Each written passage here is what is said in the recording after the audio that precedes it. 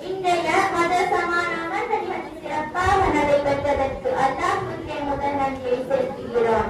எங்கள் சிறுமாணவர்கள் கற்றதை காட்சிப்படுத்தும் இந்நிகழ்ச்சி அனைவருக்கும் பயனாக அமைந்தது என்பதை உண்மையிலே மகிழ்ச்சி